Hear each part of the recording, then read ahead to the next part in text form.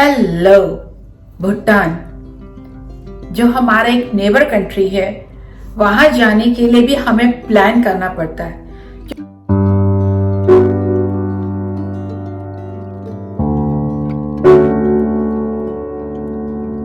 भूटान एक ऐसा कंट्री है जहां पर आप बाय रोड और बाय एयर दोनों से जा सकते हैं। आपको इसमें बहुत सारे चीजों की जरूरत पड़ेगी और आज मैं यही डिस्कस करने वाली हूँ आप लोगों के साथ कि क्या क्या चीजें भूटान जाने में या भूटान एंट्री बॉर्डर एंट्री करने के लिए आपको जरूरत होती है। दैट्स माय एक्सपीरियंस जो मैंने फील किया और मैं चाहती हूँ कि आप लोग भी उससे थोड़ा फायदा उठाएं। अगर आपने मेरा चैनल अभी तक सब्सक्राइब नहीं किया है, so I am Supriya, my channel name is colour of life. If you're new in my channel, please subscribe my channel और इस वीडियो को एंड तक जरूर देखिएगा क्योंकि बहुत ऐसी चीजें हैं आई थिंक जो आपको और वीडियो में या और यूट्यूबर्स के उसमें नहीं मिलेंगी, जो मैं अपना आपको शेयर करूंगी। आई थिंक वो चीज आपके लिए बहुत बेनिफिट हो सकती है।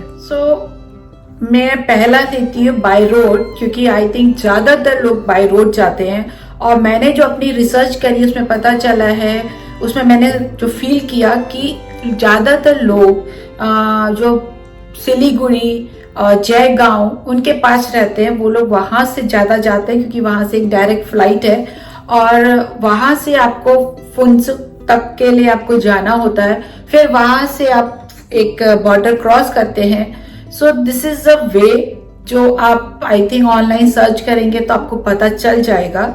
और वहां से भी आपको आई थिंक 140 किलोमीटर आपको थिम्पू जाना पड़ता है, जो आप बाय रोड जाएंगे, जो टैक्सी का आई थिंक 3000 से लेकर होता है और उसमें शेयर में भी मिल जाता है। बट वही प्लान कि आप अपनी फैमिली के साथ जा रहे हैं या आप सोलो जा रहे हैं। मैंने जो जितनी ज्यादातर रिसर्च करी है, जो लोग सोलो जाते हैं तो वो लोग सोचते हैं कि कम से कम में हमारा काम हो और कम से कम बजट में हमारा भूटान का ट्रिप हो जाए।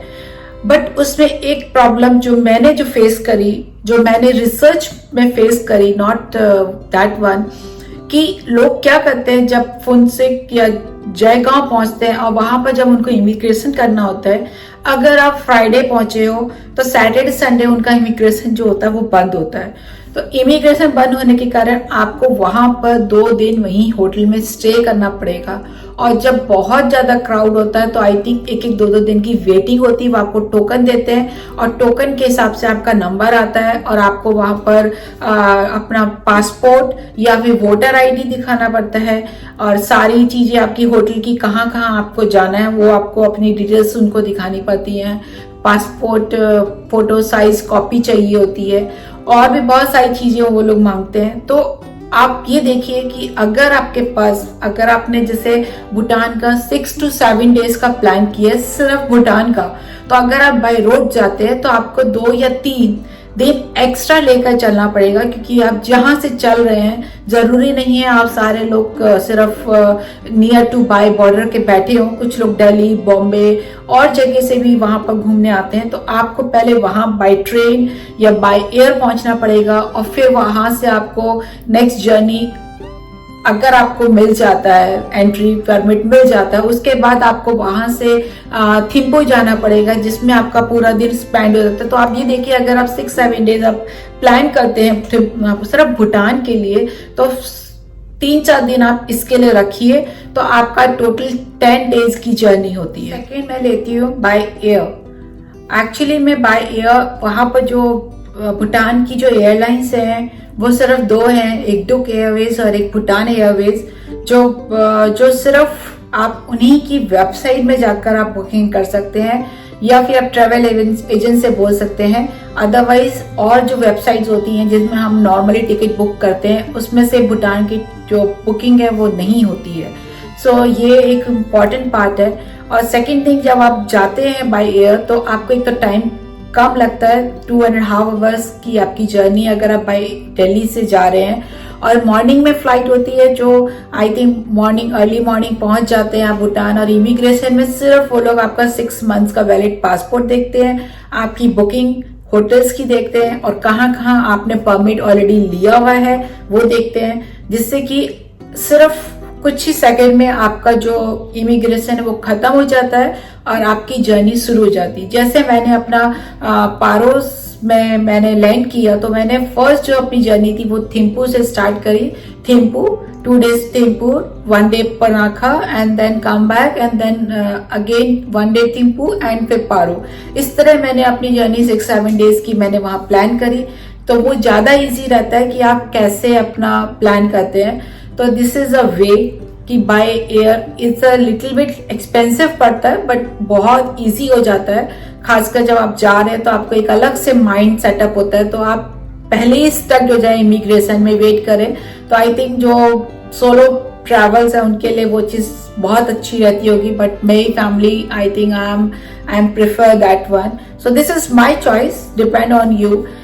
अब बात करते हैं कि वहां पर जब आप जाते हैं किसी कंट्री में, फूड, लैंग्वेज और जो वहाँ की सिम कार्ड है, currency is a most important thing. So बहुत सारी चीजें भी इसके साथ इंक्लूड होती हैं।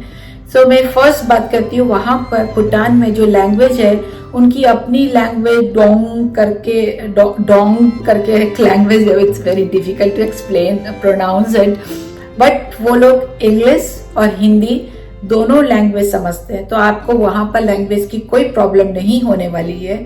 Second thing, currency. वहां पर इंडियन करेंसी चलती है, लेकिन अगर आप जा रहे हैं तो मैं आपसे प्रेफर करूंगी कि आपके पास इन कैश होना चाहिए, क्योंकि वहां पर ज्यादातर इंडियन कार्ड्स, मेरे जो एटीएम वाले कार्ड्स हैं वहां नहीं चले, और जो वहां करेंसी निकलती है भूटान की निकलती है, और आई थिंक वो थोड़ा ट्रिकी हो जाता है और ज्यादातर लोग वहां पर कार्ड यूज नहीं करते हैं, वहां पर वो लोग बाय कैश ही मांगते हैं। तो आप जब प्लान कर रहे हैं तो थोड़ा कैश अपने हाथ में रखें, जिससे कि आपको इजी हो जाए ट्रैवलिंग करने में। सो रही अब इम्पॉर्टेंट बात, फूड। तो वैसे तो वहां पर वेजिटेरियन नॉन वेज दोनों ऑप्शंस हैं, बट मैं प्रेफर करूंगी आप वहां जाएं तो एक भूटानी जो लोग हैं वहां पर चीज बहुत खाते हैं, तो चीज चिली इस तरह की चीजें, ब्राउन राइस, तो भूटानी जो खाना it's very yummy, very tasty. तो वो आप वहां पर एक्सप्लोर करिएगा, and this is a best way.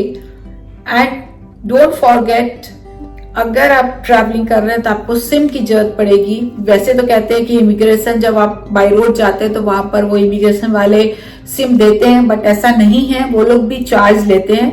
But better है कि आप उनसे सिम ले लें, फिर आप टॉक टाइम और अपना जो वाईफाई है वो आप अपने हिसाब से रिचार्ज करवा सकते हैं जब आपको जरूरत हो। तो जैसे आप जब अपना प्लान कर रहे हैं तो आप ऐसा होटल ढूंढिएगा जहां पर वाईफाई भी अवेलेबल हो, जिससे कि आप जब वापस आए तो आप अपना काम वाईफाई के साथ भी कर सकते हैं, क्योंकि कोई जरूरी नहीं है कि पूरे दिन आपका उतना जीबी में काम हो जाए या क्या, उतना कितना आपको अगर आप लेते हैं बाहर थोड़ा एक्सपेंसिव पड़ता है। सो दिस इज पूरा मेरा भूटान का प्लान जो मैंने आप लोगों के साथ शेयर किया। आई होप आपको इससे काफी हेल्प मिली होगी कि आपको कैसे प्लान करना चाहिए। और अगर इसके बाद भी आपके पास कोई क्वेश्चंस हैं तो आप मुझे कमेंट में पूछ सकते हैं। I am ready to give your answers, क्योंकि जो लोग एक बंदा एक जो फिर वहां घूम आता है तो उसको बहुत बारीकी से सब कुछ पता होता है। और मैंने अपना जो भूटान का प्लान किया था, मुझे आई थिंक 1 month से मैं रिसर्च कर रही थी, फेसबुक से लेकर सारा कुछ। सो दिस इज अ वे और not a list, this is a important. अगर आप भूटान प्लान कर रहे हैं तो आप अगर उसमें वहां का टूर गाइड भी ऐड कर लें तो वो एक आपको बहुत बेनिफिट होगा, क्योंकि कभी कभी ऐसा होता है कि आप कहीं पर गए और आपने फटाफट खत्म किया, आपके पास दिन बच गया। तो अगर आपके पास टूर गाइड होगा तो वो आपको बता सकता है कि और बहुत छोटी छोटी जगह वहां पर हिडन होती हैं जो बहुत सुंदर है और बहुत खूबसूरत है। तो आपको एक तरह से हेल्प मिल जाएगा और बहुत एक्सपेंसिव नहीं होता है। तो मेरा जो कहना है कि आप अगर सपोज नहीं भी करते तो होटल्स वाले भी आपको प्रोवाइड कर देते हैं। So this is plan all. और मैं आपको बता दूं, अगर सोलो लोग जाते हैं बाय रोड, तो उसमें 25K से लेकर 20K तक भी इतना ही लगता है, इससे कम नहीं लगेगा। लेकिन अब आपको जैसे मैं बता दूं, भूटान जाने के लिए इंडियंस के लिए एंट्री फीस 1200 रुपीज लग चुकी है। आई थिंक अभी जो मैंने रिसर्च करी वो ऑलरेडी मतलब लग गई थी, लेकिन अभी मुझे नहीं पता कि उन्होंने वो चालू किया है या नहीं किया। आप प्लीज चेक कर लीजिएगा जब आप जाएंगे। तो ये आपको पर डे पड़ने वाला है, तो आप उस हिसाब से अपना प्लान करिएगा। 1200 for adult, 600 rupees for kids 6 to 13 years.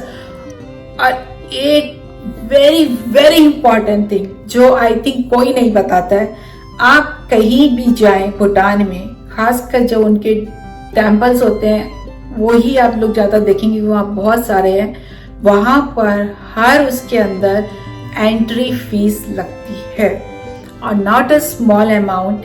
वो 500 रुपीज पर पर्सन लेते हैं। अगर आप स्टूडेंट हैं, आपके पास स्टूडेंट आईडी है, तो वो आपको कुछ डिस्काउंट दे देते हैं। अदरवाइज पर पर्सन हर जगह आपको इतनी एक्स्ट्रा मनी लेकर अपनी पॉकेट में चलनी पड़ेगी।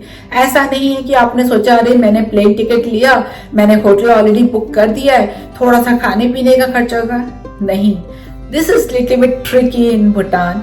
सो आई होप आपको काफी कुछ मैंने जानकारी क्लियर दे दी है।